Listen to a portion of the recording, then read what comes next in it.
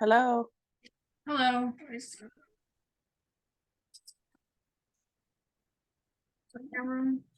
Yep, we can see you. There we go. It's on my end. It's a little bit hard to see my face. Yeah, it's a little bit dark.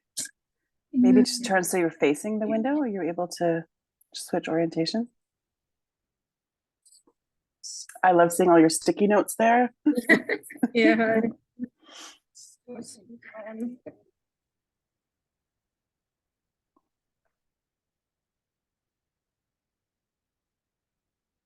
Yeah, that's better. A little bit. We're good. Okay, hi. Hello.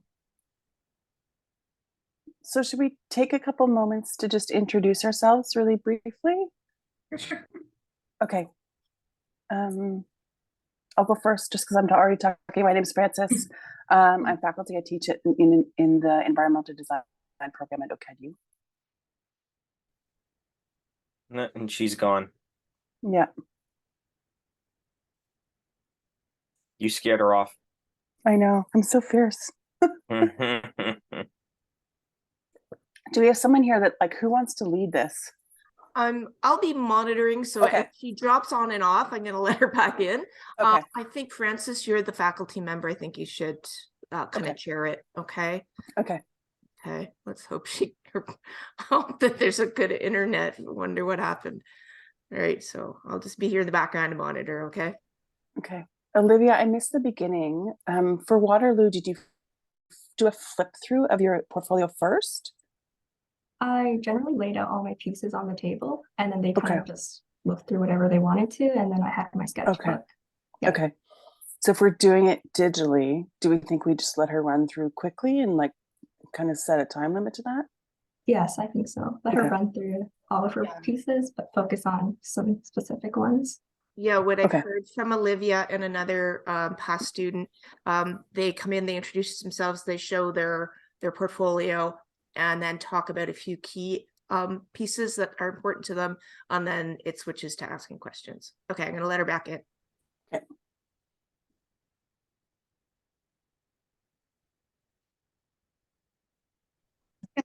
Accidentally Oh, you're back. Yeah, I just quickly Okay. joined iPad. Okay. Great. This works. Do you still have access to your portfolio on your iPad? Yeah, I do have it, but I'm just quickly turning on my laptop so I can rejoin it over Okay. there. So we'll take a couple minutes and just introduce ourselves while you're getting set up on that end. And then we'll ask you to show your portfolio and kind of focus on probably 2 projects that you've got there. Okay. Okay. So I did a little quick intro. We'll go to the next person. I can go. My name is Olivia, and I'm a 4th-year student at the University of Waterloo. Hi. Abel? Sure. Hi, my name's Abel. I'm a recent grad of the Rhode Island School of Design. I study industrial design. And my name's Sam. I'm a second year at the TMU's architecture program. Thanks, everyone. So Midhat, do you want to just tell us a bit about yourself, just to start? Okay. Okay. Wait a minute. I think I got to work on my laptop. So. Okay, great.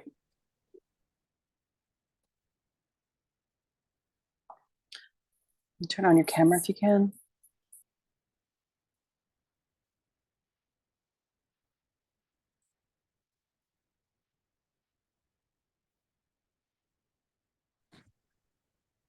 Okay. Here. Okay. And There we go. sorry for all of that. It's all good.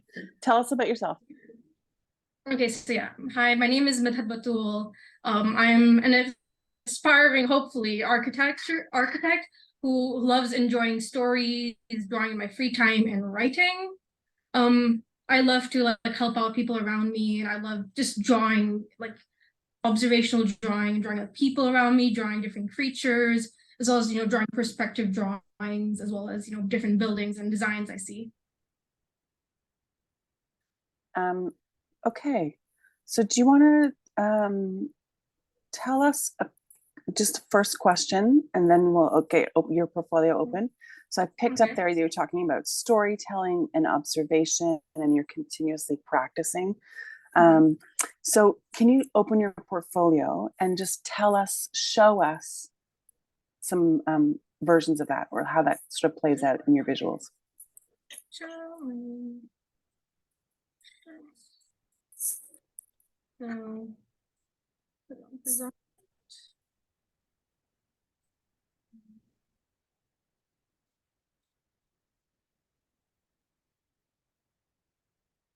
Just start from the beginning here.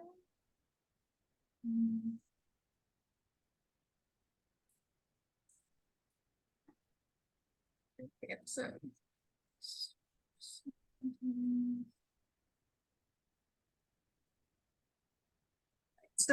here's my portfolio. Here's one of my pieces where it was sort of a school assignment where I was given this Toronto map, the subway Toronto map, and we're sort of given the prompt to sort of give it sort of a street art touch. So when I designed this artwork, I sort of designed it with a story in mind, of a personal story I've been developing over the past few years. So as it's sort of written here, this specific piece, it sort of helps tell the tale of this rebellion in this fictional world, who is constantly avoiding capture from the evil government organization known as the Watchers in the world. And sort of this artwork sort of showcases the rebellion group sort of graffitiing a map of Toronto, if the universe took place in Toronto, sort of to convey their call, convey their message of rebellion, and to sort of overthrow this corrupt organization. So tell us a bit, what's inspired you to make this? So what are your reference points, that kind of thing? Okay. So one of my main reference points is my own story, which I've been developing, especially throughout COVID, as a way to sort of enjoy my time during the pandemic and staying at home, but also trying to put my own personal messages into the story, such as to a story of a friendship, of staying together no matter the circumstances, and of strength in numbers. And one of the other main references was some of also other stories I've heard as well throughout my life, is because I'm an avid reader. I took a little bit of inspiration from many of the other stories I've read online, as well as in different books, and sort of took some of those inspirations into creating this artwork piece. I'll open up to anyone else to ask questions. I think we can move to the next piece if she'd like to talk about another piece. Absolutely. Okay.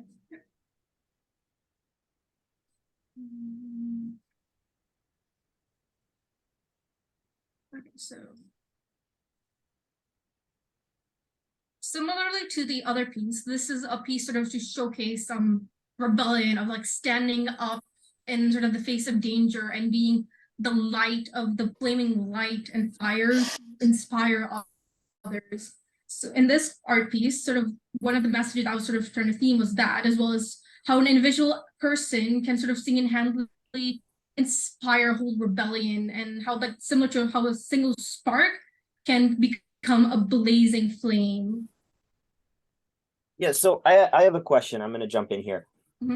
Okay. So this is the second piece that you're demonstrating an interest in rebellion, and I'm just curious where this interest in rebellion comes from, because I mean, these are the first two pieces of your portfolio, so it's of clear importance to you. And you also alluded to real life experience, at least when discussing your first piece. So I'd like for you to talk a little bit more about where this idea of rebellion comes from for you and why it speaks to you so strongly.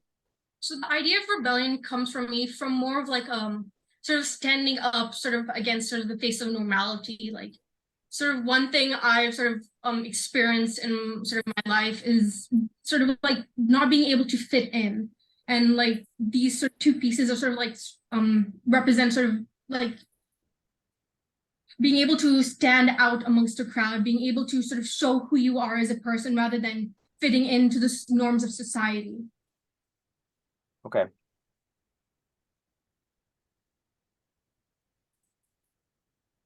Anyone else comment about this one, or should we go to the next? I've got a little input on the first piece, if you want to flip back to that briefly. I find it really interesting that in your piece you've layered a story that you've come up with on top of a place that you actually live in, like an alternate reality, if you will. How do you see people, like, in the context of architecture, how do you see people interacting with the stories and the narratives that you're putting out there? Like, it comes from a place of very, very personal to you, I can see, but I'd love to know how you imagine other people interact with your ideas.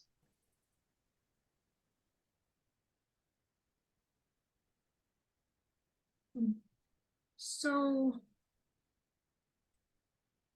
I feel like how the way people interact with my ideas is sort of to get these messages that I've portrayed in my artwork to inspire them to be able to stand up for themselves, to be able to become who they want to be, to follow their dreams, and to be able to not like for some examples, I've heard stories and tales of like other people who have not been able to sort of follow their dreams because of the pressure that norm of society has put onto them. And for other people, I feel like the way they'd interact with this piece is sort of to understand that not everyone is perfect, especially in this piece. There's a lot of imperfection in it, and I want to sort of want them to embrace that imperfection of themselves, of who they are, to become their best version of themselves. Midhat, I think that's beautiful. I think you should lead with that.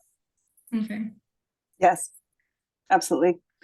And on this slide as well, I can see up on the top right, we're seeing kind of more process images. Yeah. Will you talk about those, please? Okay, yeah. So originally when I was developing this piece, I wanted sort of give them more like a sort of text sort of style to it. Because one of my original concepts with sort of create this piece as it was if it was sort of like the loading screen of a video game, as you can see down here in the bottom with the loading stencil design on it. So that was sort of one of the more main sort of with this piece, sort of giving a bit of like technological touch with like this, as well as this sort of tech-ish design, as well as with, and then over here's some of the patterns I did for the stencils, because this was an artwork where I used mostly stencils as well as stamps I designed and created. So here's sort of like the thinking process of what type of stamps I would use, sort of how I would like make them look like and how they'd fit along the piece. And the source map that you got of the subway system, was that a physical thing or did you download it? Because it looks like it's a photo of a poster. It's a physical thing. It's an actual like Toronto subway map that I got from my teacher. Great. And tell us about how that physical thing inspired you. Like, imagine the difference of just having that downloaded and you just printed it out. So how you're using it as a physical thing and doing the actual stencils. Tell us about what we should get out of it because it's a physical thing, etc.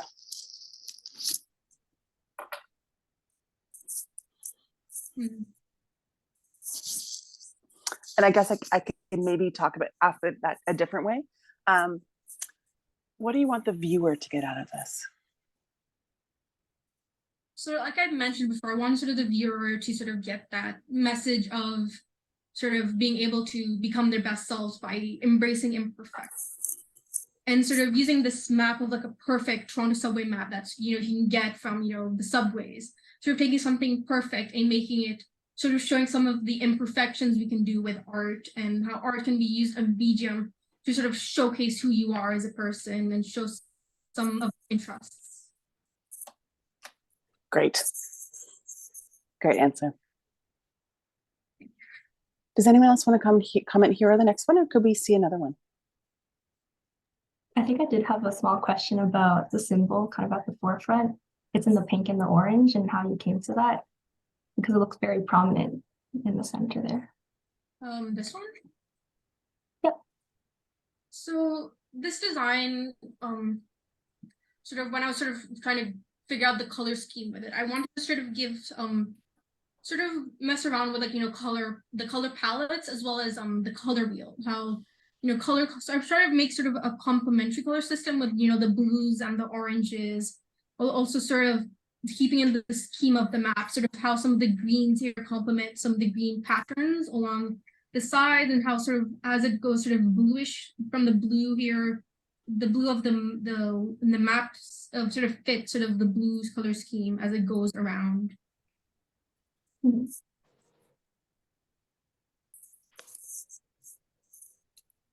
Great. Do you want to go ahead to another one, please?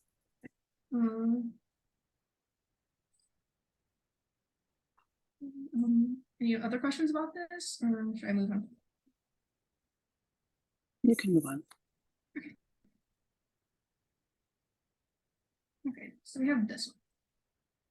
So I call this piece Senbazuru. So this was a sculpture I developed a couple of weeks ago to sort of showcase a story I heard as a young child. So this story was a Japanese tradition, which about how if you fold 1,000 paper cranes, which is known as the title Senbazuru, one's wish would come true. And how I learned as I was sort of developing this piece, I researched a bit more into Senbazuru and sort of learned that how sick people would often make these cranes in order to get better. And it connects sort of the story I heard a long time ago as a young kid, about a book about the War of Hiroshima, and how this young girl who got sick from the bomb sort of started making these paper cranes in order to get well, to sort of recover from her sickness. But at the end of the story, she didn't, but it sort of inspired others sort of continue on this tradition. And there's also a museum in Japan sort of inspired by this. And sort of the meaning behind the sculpture, along with this tale, is sort of of holding a hand, sort of hoping out for a wish, for freedom, for hope, for healing.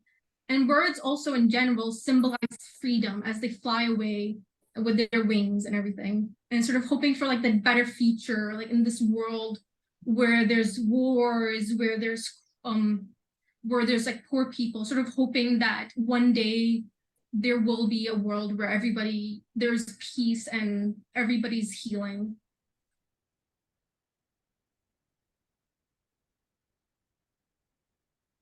Lovely. I really like that you had that specific story that's inspired this. Tell me about how you came to use these materials. I mean, clearly the origami, it looks like paper, but in terms of color, in terms of the air dry clay, tell me about how that was to work with it.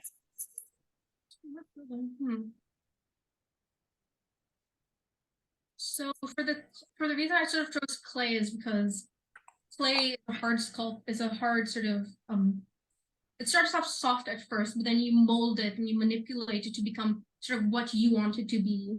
Sort of using that sort of help when making it a hand, so you're molding something which is formless into something that has a design, has a form, in this case, which is a hand. And paper is obviously another sort of malleable sort of material where you can draw something onto it, but you can also create a physical sculpture out of it with origami, as well as different other abstract designs you can make with it. Sort of also the color scheme behind the paper I chose, sort of also similarly from like warmer colors to cooler colors, sort of like show the mix of those two color schemes. And what does the warm and cool color schemes, is there meaning attached to that for you? There is a little bit of meaning attached to that. So warm sort of represents, I guess, the warmth of a person. Sort of reds and sort of yellows, or I guess in this sculpture it's more almost like reds and oranges. They sort of represent fire, so the warmth of fire, like relaxing like next to like a fireplace. And sort of that sort of part of like waiting, like holding out for like warmth of family, of friends. And the cooler color scheme sort of represents let's say, as well as represent freedom as well, because birds, they're often flying in the sky, and the sky is sort of blue, and sort of reaching out for that blue, peaceful sky. I can see that. I have a quick question if Mhm. we have the chance. Sure. If you had the time, Midhat, would you have folded 1,000 paper cranes? Maybe, yeah. How do you think, how big, what's the scale of the piece you would have made if there were 1,000? If I were able to fold 1,000 paper cranes, I feel like the scale of this would be a lot larger, sort of encompass all of those paper cranes, and instead of sort of having it be attached to the hand, I'll sort of make it designed so that they're like hanging above it, sort of giving it a more sort of like it not sort of ethereal, and sort of it's like floating, like how actual birds are sort of like flying in the sky. Excellent. Yeah, I've got a question that I want you to give some thought to. Okay. So you were just presented with a different iteration of this project, and you presented that iteration as cranes being hung with this hand underneath it. Can you Yeah. explain to me, and like you can take a second to think about it, defend why the version that you've made and presented here today is better than the one than that other iteration that you just described?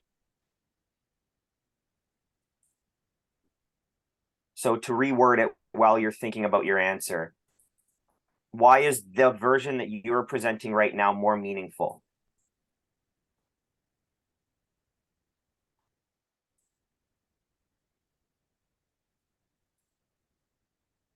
So I feel like the reason why this one is more meaningful than sort of having the paper cranes hang above is because it sort of helps the wires sort of help ground the sculpture like in reality, sort of like with it hanging, like the wires connecting to the hand sort of gives it sort of a connection to the hand in a way, sort of with that, as well as sort of with that, I can also sort of easily manipulate the placement, sort of how high and how the paper cranes can, and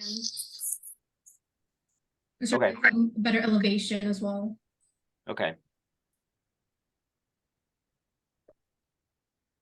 Explain that last point about better elevation.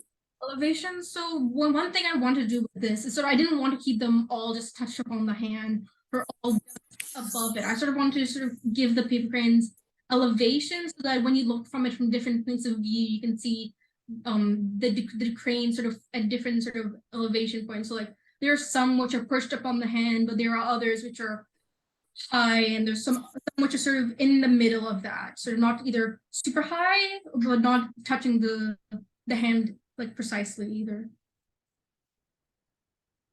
So that relationship to the hand is really important to you. Yeah. And how do you think that that relates your understanding of the relation, or your, I guess your almost your argument here about the relationship to the hand? How do you think that ties back to the original story that you're talking about of the little girl? Sort of the way I feel like it would tie back into the story is sort of like I'd imagine sort of the hand being sort of the little girl. The girl's holding these like paper cranes out and hoping for that healing, hoping to get better, hoping sort of for the wish that the war that happened that caused her sickness would have not happened.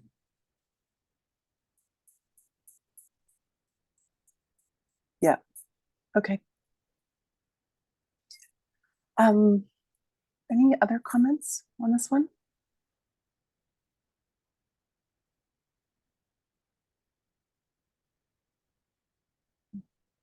Okay. I want to suggest at this point, we've got a few more minutes, that if you could stop sharing, Midhat, and then we could all Okay. see each other again. And maybe we could just ask some general questions. Okay, yeah. Does anyone have one they want to start with? Yeah, and it's a good place to start this portion. Can you just discuss why you're interested in pursuing architecture? Okay, yeah, I can definitely answer that. So one of the many reasons why I'm interested in pursuing architecture is because as an artist, I've always enjoyed like drawing as a whole. When I was during the beginning of COVID, when when we're sort of stuck at home, I sort of took extra time that I had that I wasn't able to do some of the extracurriculars I had done before COVID, such as playing tennis, going out with friends. I sort of instead rather took my time and I started drawing and I started improving on my artwork. Originally back then, my interest in drawing started off with dragons and started with animals. But as sort of the years went on, I sort of shifted from that into like, learning how to draw in perspective, learning how to draw the environment around me, learning how to draw humans and do more observational work. And sort of that progress into observational work and into drawing perspective sort of made me interested into sort of understanding about how buildings are designed. As drawing perspective, one of the things in perspective drawing is you draw buildings. Sort of as I got into more drawing, perspectives, I sort of worked on my exterior and like drawing things on the outside, so drawing like the environment.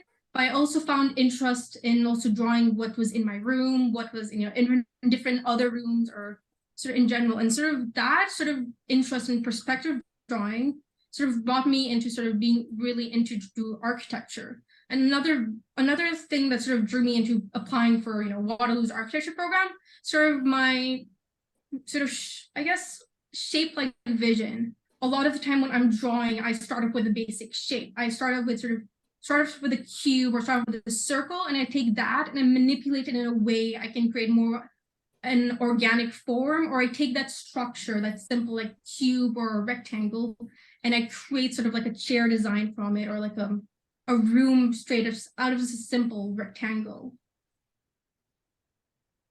Okay. That's great. So I just out of curiosity, more than anything else, why architecture over illustration if drawing is so meaningful for you? The reason I chose architecture over illustration is because I wanted to be able to use my abilities to sort of design more sort of like houses and sort of stuff, because I'm from a country, Pakistan, where there's a lot of poverty in it. I sort of want to be able to help create buildings and sort of areas where like people who are poor can be able to live in, sort of to help sort of the poverty in my country to like thrive and like be able to have their own homes and houses. Okay, that's great. Abel or Olivia, do you have a question?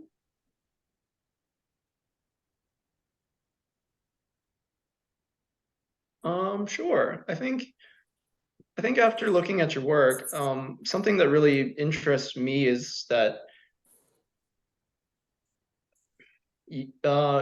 especially in the first and second pieces, you talked more about, well, my impression from seeing them, let's say, was that these were pieces meant to inspire people,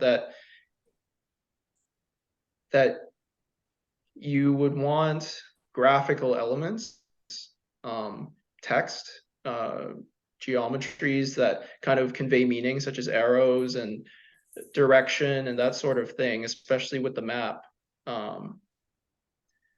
How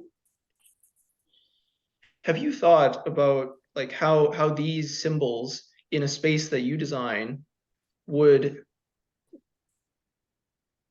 kind of inspire people to act a certain way? Like, I remember you mentioned that you wanted to inspire people to be their best self, to kind of break out of the norms. These are kind of interesting ideas when you think about applying that to architecture. Have you put any thought as to how your designs, if you were to become an architect, would cause people to act in a certain way? I that was kind of long and convoluted, but I guess, yeah. Have you had any thoughts on that? Like how people act in your spaces? Well, I've given thought to it. I was sort of like in architecture, I feel like if I get into it, I sort of design sort of spaces that sort of make people feel sort of comfortable in and like be able to sort of guess, appeal to many different audiences, such as, disabled people, people of like different genders, as well as like, because the world, it's diverse. There's many different sorts of people that live out there. I feel like my structures would have to be sort of accommodating to all of those sort of diversity. And as I've known as well a lot of people who sort of who have sort of like different mental as well as physical disabilities, and I'm sort of being able to sort of talk to those people and sort of take those comments and put them into like a setting will be able to sort of make them feel comfortable, but also make them feel like that they're welcome, rather than like feeling that like the world does not approve of them because they're just different. Sort of welcoming spaces and comfortable spaces. Yeah. Great answer. Olivia, do you have anything specific you want to add?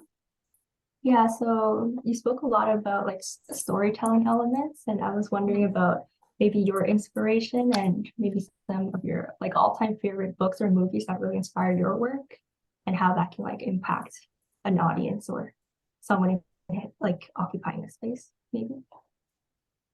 Yeah, definitely. I've especially when I was young, I read a lot. It's like I read, the classic Harry Potter and Percy Jackson, as well as many other books, such as the series, which sort of inspired me to draw in the first place. Wings of Fire, Warriors, sort of those stories, as well as many others I've read over the past, 17 years, inspired my art, but also being able to take some of those messages and themes I've learned from it and being able to implement them into like structures and into rooms, sort of, as well as allows sort of people to understand sort of some of the themes behind those stories. If I were, for example, to put sort of a poster of sort of animals, sort of to showcase that, oh yeah, there's nature. I love that nature is sort of an important thing, as well as, for example, if I did that, and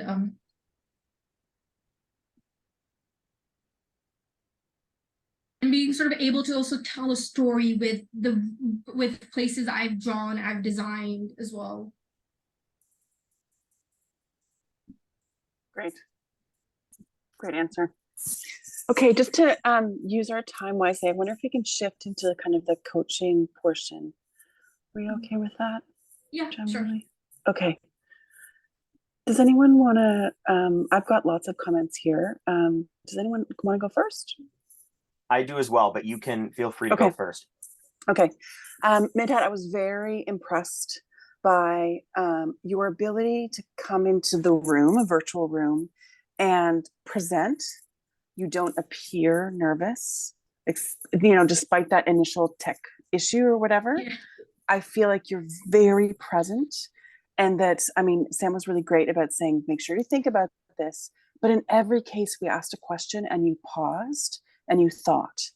And then also when you were answering those questions, you also gave yourself pauses in your answers. Like there would be time for you to take a breath, gather your thoughts, and then continue. And that is so essential to make sure that you're present in the interview and that you're actually responding to the questions that are asked, instead of just giving kind of rote responses they can get from anybody. So I was really impressed with that. Also, that it's so clear to me, you have a voice. So not only are you, you've got skills, you're technically great at the drawing portion, you also have a process that you're using, that you're showing. Everyone wants to hear about that. But also that you have a perspective on the world that you're already integrating into what you're doing. And that really puts you ahead. Okay. Sam? Yeah, so I'll echo that. First of all, I'd say that was an extremely impressive interview. Thank you. I actually noted the pauses as well, because you just didn't give us word salad, which is great. So I'm going to give you some you did a great job, but I want to give you some feedback that you can take for this next presentation. So the first thing I would say is it was very concerning at the very beginning because your tell me about yourself was all over the place. And it was great. It was great that then all your answers were terrific and I was put at ease. But at the beginning, like, you have to understand that the first question you're going to be asked for the rest of your life in any interview is tell me a little about yourself. And that's got to be like, understand that should be a 30-second elevator pitch. That can be a rehearsed answer. I don't want you to write it down, but prepare a 30-second answer that punches that stronger, because I didn't really know anything about you at the end of the talk to me about yourself question, which it was problematic. And as you are aware, first impressions are everything. So you kind of left a questionable first impression, but you know that's going to be the first question. So I would just say tighten up that answer, really understand what you want to say. Gotcha. The couple things that I'd like to mention. So you had a question about why did you choose the materiality. Connect the materiality back to a meaningful answer rather than a pragmatic answer. Okay. We know what air dry clay is. We know how air dry clay works. The question wasn't like, oh, air dry clay is good because I can mold air dry clay and then it'll dry in the air. Yeah, that's on the back of the packaging. I know how to use air dry clay. So an example, for instance, and I just wrote this down, is the clay was used as its inherent imperfections reflect the story of the girl who had gone through trauma. That's a meaningful answer as to why air dry clay, it became, well, of course it's air dry clay because there was no other material that can demonstrate that meaning. That's the answer. Correct me if I'm wrong, but I think that's the answer you were looking for, or something along those lines. Yeah. Just, yeah, okay. Or, oh, I used paper because we can fold paper. Yeah, I know. So just try to keep, when you're answering these questions, and you can be thoughtful and think about it for a second, but answer it symbolically. Don't answer it pragmatically. Okay. The other thing I would say is you did something really, really good, but you kind of kept jumping back and forth with it. So I feel that oftentimes students will do a symbol. They'll have a symbolic meaning to all of their work that's from a negative perspective. Oh, this is representative of a dystopian environment. This is why climate change is so bad. This is why we're in an economic downturn. But the projects that sit better with everyone are projects that are messages of hope, not turmoil. And it's just a reframing. And you did a great job with that in the first one, where you initially presented it as this dystopian society where the world is like these watchers control the world. It's like, okay, yeah, that sucks. But then when you represented it, it was a message of community engagement. And it was a message of coming together. And it was a message of bringing people together so we can lead into a better world. And my advice to you is present all your work from the positive lens, because we all can attach ourselves to your projects better if it's positive. Our world is inherently negative. So it's more impactful when someone presents the positive version of the story rather than the negative. Yeah. The negative's easy, but it's also didactic. Every student presents the negative. Oh, look, climate change is bad, so I did sustainability. Yeah, fine. And architects usually pride themselves on being solutions focused. Absolutely. Finding solutions to things. And that's really the mindset that we would hear if you answered as per Sam's suggestion. Okay. The last thing I'll say, and then I'll let other people talk, is so I purposely threw you a hardball question just to see how you would answer, and I think you did a pretty good job of answering that question. But when I'm regarding your why is your version of the project stronger? Now, again, I would reflect again to what I said earlier, is connect it back in a meaningful way, not a pragmatic way. But further to that point, cut out the sort ofs, cut out the likes, cut out the maybes. I basically asked you defend yourself, but really I just wanted to see confidence. I wanted you to say, instead of, well, I sort of think that maybe my version could have been slightly better, versus saying, here are the reasons why this iteration was the final iteration and it was better. Tell me that objectively. So then it doesn't have to be a subjective answer, because it's your project. So I can't really argue that a previous iteration's better if you're telling me that this is the best iteration. So just be confident and just tell me that it is. Okay, yeah. And I'll add, just tack on one more thing. And on the flip side to that, I think that the one thing that I've tried to look for when I've been interviewing students for recruitment is noticing if the person seems teachable or not. So that confidence is really important, but Okay. also in return, listening if the interviewer is suggesting, well, what if you did this? Like basically using that as like inspiration for what you'll say next, rather than just being like, well, mine is the best. Like, you know, so there's that confidence, but there's also that openness to learn, right? And that was Mhm. something that we had on our check sheet as like something we were measuring as well. Okay. I have one last thing I want to say that I find very important for you specifically. I'm just giving you a suggestion. Feel free to take it or not take it. But your answer to the question, I think a more concise answer to the question of your illustration leading to interest in architecture, you said something that I loved and I wrote it down, but it was at the tail end of quite a long, extensive discussion on illustration, which was I start with a square or circle and then I begin to manipulate it. And that's a great answer. And I think the next part to that leads you away from illustration into architecture would be after that. So I started with a square or circle and and then I manipulate it. I wanted to continue this process in the three-dimensional space, which is an avenue that architecture could provide me with. And that's the jump from the two-dimensional drawings to the three-dimensional sphere of architecture. So it's just my suggestion to you, but I think that could be a stronger connection if that question to you got asked again, why architecture instead of just illustration? Okay, yeah. And that's all I have. I'll shut up. I'll let other people Yeah, talk. thank you. Thank you. That was great. Abel or Olivia?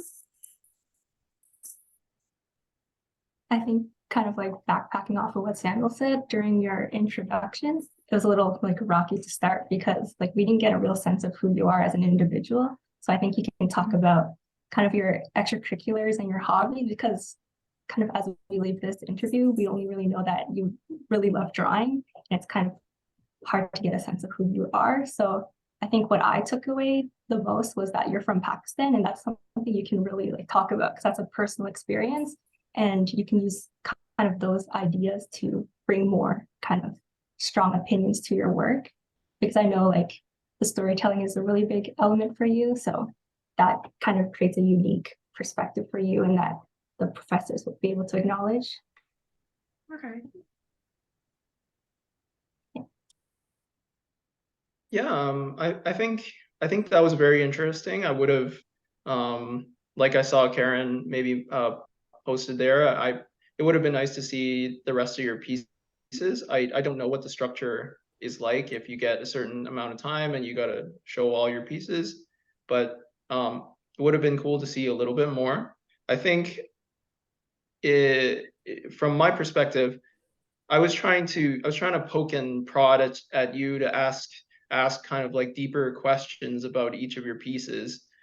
I think that something that might give you an edge is if you kind of find a good balance between being hard on yourself and being proud of your work. If you show the interviewers that yes, I've asked myself these hard questions about each of my pieces, and I've put a lot of thought into how I've ordered my portfolio, what I'm showing you, just that you've internally asked yourself these questions.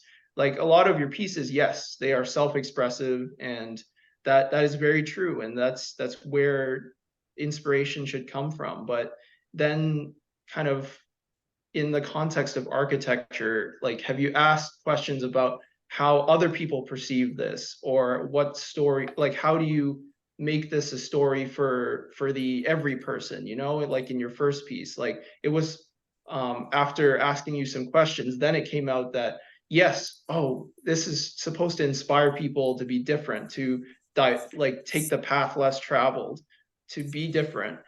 How ask yourself those questions, you know, each of your pieces, make it focus on that. How do you make people feel that way? How do you push that idea of diversity? How do you make people feel accepted, tell their own stories in each of these places? You know, make yourself different from a person just showing up to an interview, you know? Yeah. Show that you've thought about it, you put your heart and soul into it. Yeah. I have a follow-up comment to that, is that we didn't see that much of your portfolio. We only saw a few pieces, and that's partly like a digital format as opposed to in person. Because if you're in person, you know, you'd come in, you'd kind of lay everything out and let the interviewers kind of gravitate towards what they gravitate towards. But remember that you're actually the guide to your portfolio. You know everything that's in it. And I often have heard back from students, like, they focus on this one thing that I didn't spend much time on, and I really wanted to talk about this thing. Why didn't you tell them that? Right? Like, so that what they focus on, they don't know that that's actually really, you know, thematically or technically linked to something else in your portfolio. So you're the guide. So they're saying, you know, if someone's involved in like the lettering here, and they say, well, what made you decide to use this? And you're like, well, actually, I explored this process in that project over there. I'd love to show you that one. So you bring it up. So remember that sometimes that it'll seem like the interviewers are in charge, but you're essentially the tour guide here, right? So you can direct them to what you want them to see. They will, you know, there's some things that might seem more topical to them or personal, or might be more, you might be surprised by what they find is superb or whatever it is, but you want to make sure that they're seeing all of it, right? If you do something where you're doing it digitally, I always suggest, no matter what the presentation is, that your last slide is kind of like a slide sorter or like a deck where you show all little thumbnails of all of your projects. And so you end the discussion on that last slide. Even if you only go through the first few slides, you end on that last slide that shows everything in the portfolio. So then us on the screen, we can pick and choose and say, oh, that green one, I want to see that green one. Or like, so it's kind of like you give them a choose your own adventure at the very end. And then it's also a way for people to come back and forth. So it's kind of a table of contents re-entry point back to different things. So, but that's specifically for virtual. But if you're in person, you can lay it all out and kind of let them sort of gravitate towards what they do, but guide them and talk about how everything's connected. Okay, yeah. Okay. Anything else? Yeah, I just want to reiterate, it was unbelievably impressive to me how good you are at taking questions and just answering them outright. It sounds like a very simple thing, but now I'm a mature student who's gone back to school, and going back to school with the kids that I'm in a program with, you are heads and tails above them regarding answering questions properly. So I just want you come out of this with the feedback that we're giving you, but also with the recognition that like you did a very good job of getting thrown questions and answering them and knocking them out of the park most of the time. Yeah, just very, very impressive. Thank you. Yeah, totally agreed. Karen just put something here in the chat. Do you want to flip through the rest of your portfolio for us? Yeah, definitely. Let me just grab that. Okay, so just quickly. I'm just gonna let you know, Midhat, before you start. I have to duck out at about 5 minutes. I'll do that silently. So thank you. It was very nice to meet you, and I'll let you just continue. Okay. Okay. Yeah. But I'll be here for a bit. Gotcha. Yeah.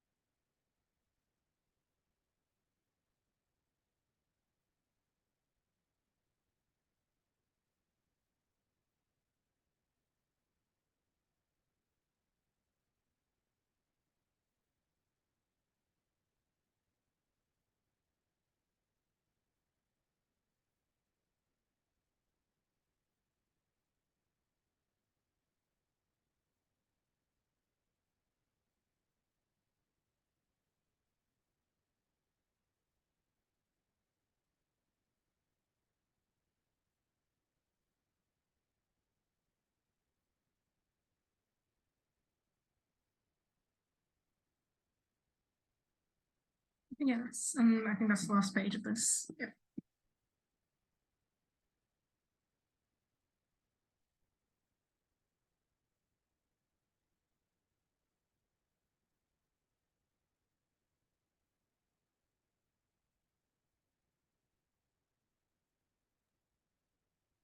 Okay, I'm gonna have to get back to work now, but I'm sure the other two can help you discuss those other two projects. So it was nice meeting you.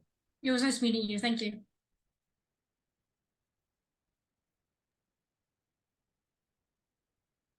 Hey, everybody, it's Karen in the background here.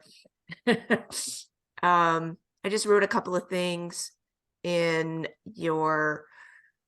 the chat, and I'm just wondering if Abel and Olivia could spare a few more minutes to, now that you've seen the whole portfolio, to kind of help you formulate your ideas on how you can pull up some of those themes that we're seeing in some of your other works, like the human forms, the hand, the moth, there were some other stories you alluded to in a bunch of your pieces. You had some interesting design work there. I think it could be helpful to have a discussion with Abel and Olivia on how you could pull some of those ideas into the discussion and sort of take that control as the tour guide of your portfolio and your work, to just have a conversation about how the theme that you seem to bring across in your work, that you care about humanity, about people having rights, being able to stand up for themselves. You talk about revolution. That makes sense given where your family originates from, and how that point of view of wanting to inspire people towards positive change. So, and you're like, the moth piece seems to speak about some of those ideas. So I think if the three of you could discuss that a bit to help you just formulate some ideas that you could go into the portfolio interview with just being able to articulate that a little bit more clearly, and how creating space for people could be part of this mission you seem to have in life, to want to empower people towards a more healthful and inclusive way to live by being inspired by nature and story and culture, etc. So I want to leave that with the three of you to discuss a bit and inquire of Midhat, or look through some of those portfolio pieces to be able to pull something out and ask her a meaningful question to help her develop her ideas a little bit more. Yeah, would you like to bring up the moth piece that was Yeah, previously sure. referenced? Okay,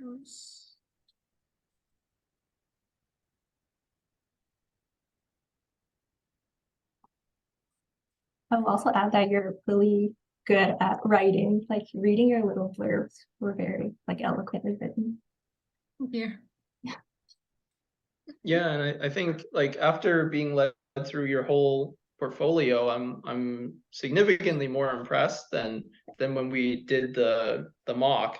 So I think, like I put in the chat, like what Francis said, you definitely need to like grab the flow of that interview, show them everything that you need to show them.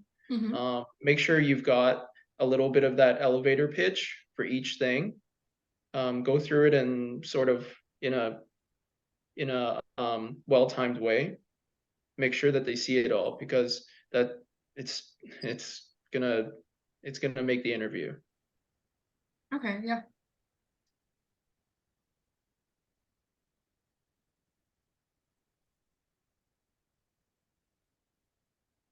I think also speaking on my own personal like interview I had, they really focused on my sketchbook. So just seeing the process work is actually what they focused on more than actual like finished pieces. So Okay. definitely bring like your entire physical sketchbook if you're in person. Okay.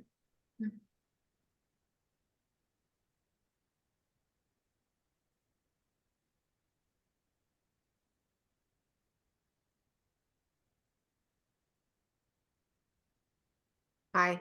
Hi. So, I'm gonna jump in now because I feel like I wish that Sam and Francis had a little more time to be able to give you input about some of these other pieces. They're exceptionally, you can tell that they're well experienced, aren't they? They know Yeah. how to talk about your ideas and ask insightful questions. So I think so this kind of simulates what it can be like in an interview, right? That Yeah. you didn't get to really show everything, and you didn't get to have that conversation with the most like those experienced people that came to help you today. And I think, and I really appreciate Abel and Olivia, you had some really great insights and input for Midhat today. So we can see how important it is that you maybe look through your portfolio today, Midhat, and kind of reflect on some of those things that you were telling us about today, about revolution and change, being able to impact the world and empower people, be part of the change you want to see in the world. to quote, I think it's Gandhi. You seem to have strong ideals. You know what you're making and what it represents. But I think I would look through your portfolio and maybe think from the point of view of, hey, I want to be able to talk about my work in this way. Now that you've been talking about your work, you might say, maybe I want to change the order a little bit of my portfolio to help me be able to make sure I'm covering those things. That might be one option, to shift the order, make sure that some of the thematic pieces are coming up when you want them to. That's one way to do it. Another way is for you to just reflect today of, okay, the theme I was talking about, what pieces really discuss that theme, as opposed to just showing some of my skills, and say, I want to make sure, just go in with a mental note of, maybe 3 to 5 pieces that you really know you want to highlight, because it continues to show some of those themes that you were telling us about, and that relate to why do you want to study architecture, and how that the love of drawing and observing humanity in the world around you brought you, sort of took you on this journey to be excited about creating 3-dimensional space, and to be excited about being able to inspire people through creating space for people, and where you can inspire them and infuse space with a sense of story and understanding about humanity, and how we live together, not just housing us with physical space, but inspiring us through your understanding of story, that you're unique, that you've had that experience to draw observationally and study the sense of story and how to inspire people because of some of your interest and background in illustration and animation that other architecture students may not have. So, and how did that inform you and bring you on this new path? And how does that relate to things that you care about culturally and economically or symbolically, or any of those things that matter to you? So I would say, look through your portfolio, pick out those pieces that you think are the most meaningful, that highlight, that are examples of how you've shifted your attention towards architecture through the journey of observation and drawing. And so either know in your mind that you're going to pull up on this one, that one, the other one, and be able to talk about it the way our panel was asking you about today, the way that Samuel or Francis were sort of pointing out to you, right? Like Francis asked questions about the materiality and how does that inform it? What was your process?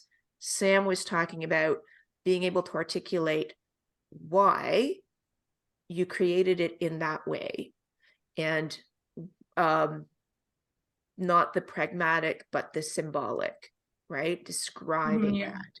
So, and being prepared to do that for a few of the other pieces that are more design based than illustration, make a comment on society based. It's great that you have that. And it introduces a bit of who you are, what you care about. But it's important that you move the conversation towards the design, right? Okay. And the things that you've designed, why did you design them that way? What do they mean? And how do they contribute to your overall sort of mission in life that you're embarking on? So I would say, think about that and do some of your own mock interview presentation. Like, make a little video for yourself, do a practice Zoom call, or set up your camera and put your stuff on your table, and you've got your portfolio book and you're talking about just role play with yourself, pretending they're there, you know. And or if there's anybody in your family or friends that you feel could help you do that, I think you need a little bit more practice with that so that Okay. you have that sense of control and thinking about the kinds of answers that Sam was, you know, kind of alluding to, right? Or that Abel was kind of trying to lead you towards in some of his questions today, right? So let's see. So I wonder, from Olivia and Abel, I know you both have to get going too. Were there any pieces that you were like, ooh, I wish I could know more about that? Was there something that you saw that kind of captured your interest that maybe Midhat would want to know about and to say, ooh, maybe I should talk about that? I think it was the more indigenous architecture that was really interesting. Because it was something that, like, until she said, "Oh, I'm from Pakistan," I didn't want to assume like that was her certain background. So it was really interesting to see that. But I think I wanted to talk about, I think it was called rhythmic movement, maybe. This one? Yeah, I was wondering how you came to that form, because it's very like architectural party looking like structure, and maybe you could speak about how you came to that shape. Yeah, and I'm curious about like that whole section of the portfolio, all those sort of design-based things. I'm really curious to know what they're representing and how they link to some of these other themes we see in your work. The birdhouse, some of that jewelry, some of these three-dimensional things, because that was one of the themes that came up with Sam, right?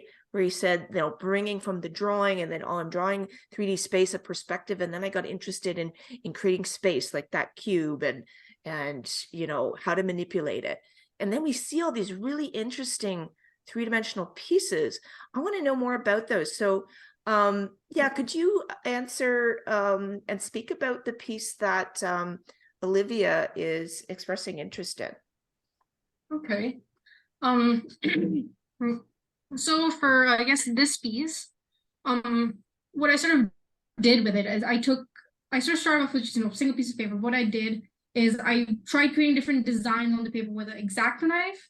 And sort of taking those designs, I sort of tried creating a structure that sort of creates sort of an abstract sort of design, sort of where sort of when you look at it, it's sort of unique in different points of view, sort of like I think it mentions in my blurb, it's sort of like in some perspectives it looks just like a dance, while in other perspective it can look like, you know, the flowing ripple of water. I was trying to sort of manipulate the designs that I created in a way that it's like it has like a movement, it has rhythm.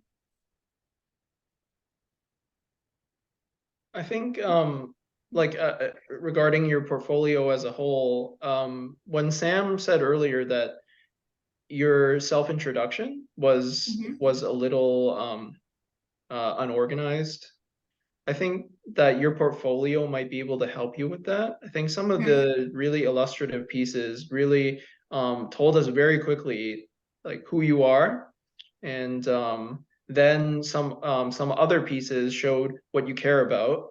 And the last couple slides, all of those very architectural explorations tell the interviewers what you're willing to explore. Like you're going to try this, you're going to try that. You work with the materials that they work with. You've done it. You know what they're about. You started on that path. I think yeah, a little reorganization of some of the Okay. pieces will really tell them very quickly those three things, like who are you, what do you care about, and what explorations have you already gone on in terms of architecture. Okay, Yeah, yeah. kind of to add to that, like I see that slides 25 through 29 are very similar. So even if you rearranged to have the birdhouse after floating sculpture, and then also have like the order be rhythmic dance, floating pyramid sculpture, and then birdhouse, it looks like a transition, like a development of one project, which probably wasn't your intention, but it looks like you had a free form, then you made it very rigid, and then you turned it into an occupiable space. So like that's kind of the thought process that architecture students go through on a daily basis. But if professors can see that you work through your project in that corner, in that sort of way, they'll see the kind of like learning potential. So yeah. Okay.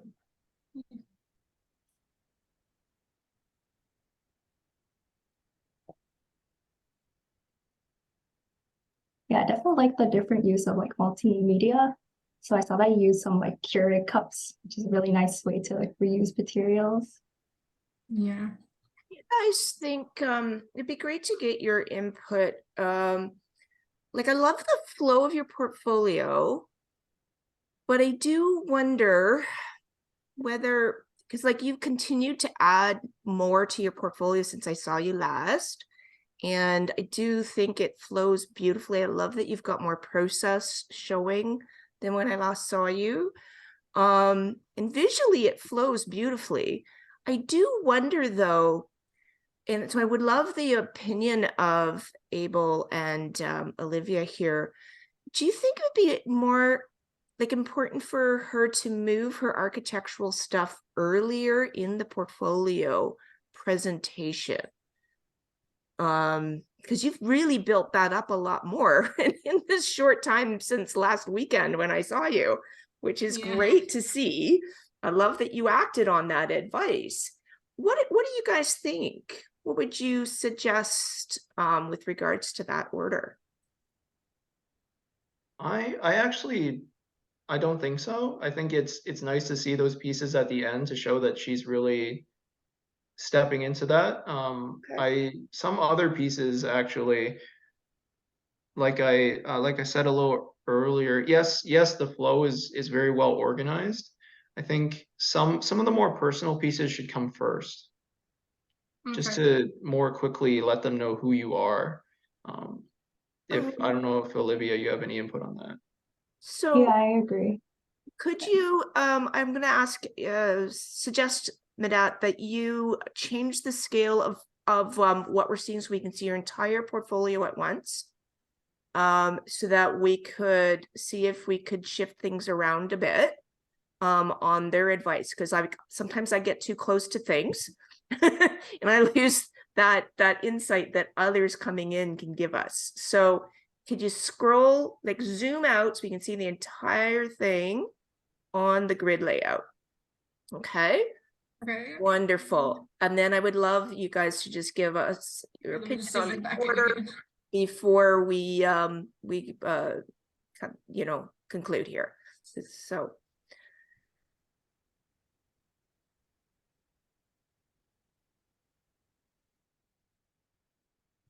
Abel and Olivia, if you could just say, hey, what if you moved these pieces there? I'd love your input. Off the bat, I think I would say put the self-portraits near the beginning. as well as Okay. the pieces that are inspired by where you're coming from. Okay. Um,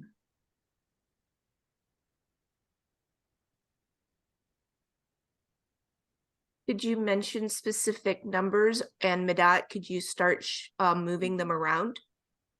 Okay, so I think yeah, so I would say what's slide 11 right now? I'd put Slide 11. closer to the beginning. all right, this is 13, so I don't Yeah. think it would be a good piece to start off on. Like it doesn't have like a strong message as what she had explained to us in her mock interview. But yeah, I think in the beginning, so like the 5th or 6th sort of. yeah, I think it could be third. Yeah, After the and slide cranes. 16 too. Mm,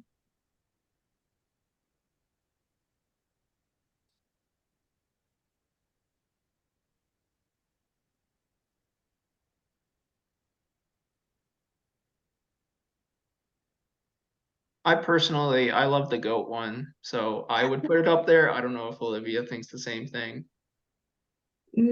I think it's good where it is because it has the materiality aspect that goes along with the jewelry.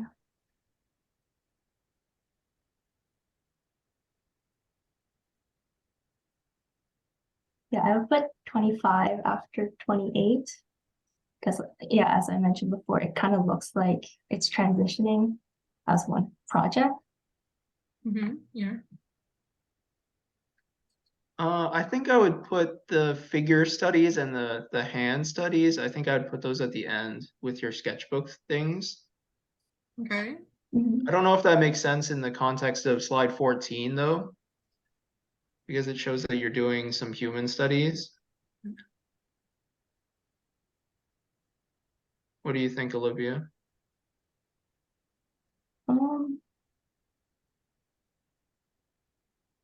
It feels almost like a precursor to the crane and hand model. Like you went from 2D observations to 3D. I know you already have like a process drawing there, so I think it's actually okay in the middle as a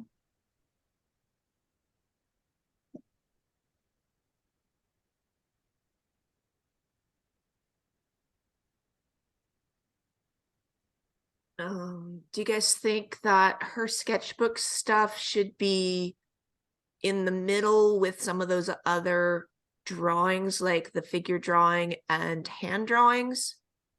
Or do you think she should keep her sketchbook separate? I think it's a question for Midhat. Like, are you planning on bringing an iPad as what you're presenting to the profs? So I'm gonna be like basically printing this out once I think I've sort of refined it more into like a portfolio sort of book, and I'm gonna just like bring it as well as with all my pieces. Okay. So, like, I'm not sure if you even have to print out the sketchbook pages. Because I'm gonna bring my sketchbooks with me. Yeah. Yeah, And so and that yeah, that would answer that. So maybe you don't include your sketchbook pages in the portfolio itself unless there's a couple that you really want to highlight. Okay. And so that way you can end the portfolio itself a little bit stronger. So yeah, nice idea. You're going to bring something three-dimensional. Like I know you're going to bring your cube with your self-portraits on it.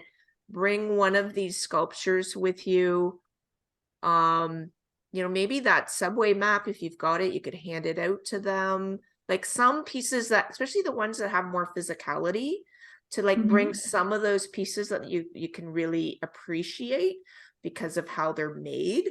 Like, so whatever ones that you think give it that sense of the way they're physically made. Some one or two three-dimensional things. And of course you'll have your sketchbook. And if you do have an iPad and you want to have it digitally on an iPad, plus you've got your book, got a few things with you, then anybody on the panel can be looking at things as you're discussing them. And it's easy for everybody to really engage with your work. And that's one of the things that's going to be a benefit over the situation today, because it was digital. You're there with physical things they can see, and they can be flipping through while you're talking. So it's like the best of both worlds. Like, it's so much better than just doing it online, right? Yeah. And one thing that we picked up from, I don't know if you read, there was another grad who couldn't participate in this today, but he sent several thoughts about his interview process and things he's learned, right, from working with different people from various schools. And one of the things he felt was really important is just showing your enthusiasm, so showing that passion that you have, and deep convictions and ability to articulate your ideas. And I love when you're speaking with you. I'm just so impressed, Midhat, how much you have grown and how you can articulate your ideas with confidence and in a thoughtful way with people you don't know. I love it. And great to see. So continue to practice a bit and be mindful between now and Monday. Just watch yourself when you're speaking with anybody, even just casually, to use words that are really full of meaning and just pregnant with lots of meaning. And try to take out the I guess, I think so, I'm, maybe, like Sam was saying. So I want you to listen back to this interview, even if it feels painful, right? Listen to it for the input they received, listen to how you answered it, and then maybe just think about, because this is that chance. You ever go and you had an interview or you were talking to somebody, you go, oh, I wish I had said that. And that happens to me all the time. And so this is a chance for you to go, wow, well, I know a better way I could have said that. So you can practice it a bit, but don't worry if you don't remember exactly how to say something. It doesn't matter, right? Just, you can be, because it sounds like it's a little bit casual. It's not as intimidating as people fear it will be. Is that right, Olivia? It's an open conversation. Yeah. And they're not scary. Yeah. They're not scary. All right. Well, thank everybody so much for your input. How do you guys feel about that layout? Does that feel good to you guys now? Yeah. I think you just need to own it. Wonderful. Yeah. You're just so, you're an inspiring young person, and and you have one of the things that, if there's a chance to bring it up, depending on how the conversation goes, if it doesn't come up, it doesn't matter. But one thing I've observed in you is just a huge amount of growth and learning in a short period of time. And that trajectory at first I noticed was a little bit slow, but then it's just skyrocketed in a few months. Like, you're very open to learning and exploration, like Francis Hahn mentioned, right? And so if you can get that across somehow, of the dramatic amount you've learned through studying various types of drawing and design. So, I mean, if you can keep that pace going, to go from relative novice student when you first joined us to drawing like anatomy so well and being able to draw perspective accurately and envision spaces and stories and be able to articulate like culturally sensitive issues through visual illustrations, and be able to talk about that and design three-dimensional things. Like, that's phenomenal what you've been able to do in a year, without really any training with our architectural design staff, except for like one lesson with Robert last week. So bravo, you're a fast learner, and because you're very curious and able to take in what you're learning and practice it. So just show them that eagerness to learn and the ability to apply what you're learning. So any last words of advice, particularly from Olivia, who's been through this, and now that you're in your 4th year? Sorry to cut in. I'm gonna leave now. So Thank you good so luck with much. everything, We Midhat. you. You're super gonna do great. appreciate your time and Thank you. input. Okay, bye. It's nice to Bye. see you again. I really appreciate it. No problem. Bye. Yeah, I think just own being yourself and be confident. Everything relates back to architecture. So everything that you spoke about, everything you have in your portfolio is amazing, and you're gonna get the placement. So Yeah, don't be thank worried. you. Wonderful to hear. Thank you, Olivia, so much for volunteering to be part of this on short notice. Yeah, And no worries. are you still finishing stuff up for the semester? Or are you done? I'm actually on my co-op work term for 2 more weeks, and then I have my final semester in the summer. Okay, so hence why you had a little bit of time to spare. I got it. Yeah. So, well, thank you very much for your time. I'll be in touch with you via email. Okay. Okay, thank you. Okay, Good luck with that. Thank you. Okay. Bye, Bye. everyone. Okay. So, just gonna stop the recording.